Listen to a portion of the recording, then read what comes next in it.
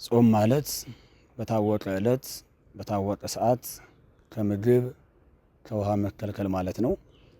ይህንንም ደግሞ በፍትሐ ነገሥት አንቀጽ 15 ላይ እናገኘዋለን። ጾም ማለት በታወቀ ሰዓት መከልከል ማለት ነው። በታወቀ ሰዓት ማለት ሰባቱ የአዋጅ አጽዋማት ሁሉም የራሳቸው የሚጾሙበት ጊዜ ሰዓት አላቸው። በነዛ ሰዓት ማለት ነው። በታወቀ ዕለት ማለት ደግሞ እነዚሁ ሰባቱ አጽዋማት የታወቀ ዕለት አላቸው። ያም ደግሞ ሰባቱ የአዋጅ አጽዋማት ቀኖች ናቸው ማለት ነው።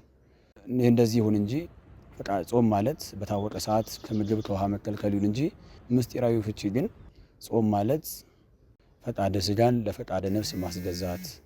ያ ምን ማለት ነው ስንል ሰዎች በዚህ ምድር ላይ ስንኖር ስጋችን የተለያየ አምሮት የተለያየ ፈቃድ አለው። ከነዛ ውስጥም አንደኛው ለምሳሌ ስጋችን እረፍት ሊፈልግ ይችላል። ከመጠን በላይ ማረፍ ሊፈልግ ይችላል። ሁል ጊዜ ሊደክምን ይችላል። ነፍሳችን ደግሞ በተቃራኒው መጸለይ፣ መጾም፣ አለማረፍ፣ ወደ እግዚአብሔር መቅረብ ሁል ጊዜ ልትፈልግ ትችላለች።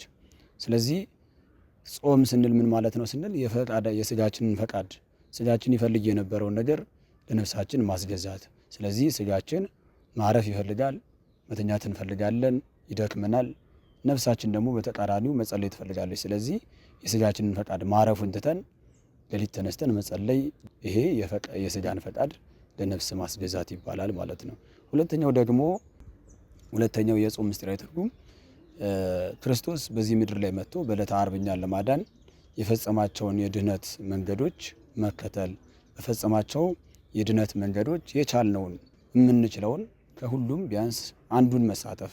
ለምሳሌ ጌታችን በዕለተ ዓርብ በዚህ ምድር በፍጡሮች ተሰቅሏል። የፍጡራን ምራቅ ተቀብሏል። ፍጡራን መከራ አድርሰውበታል።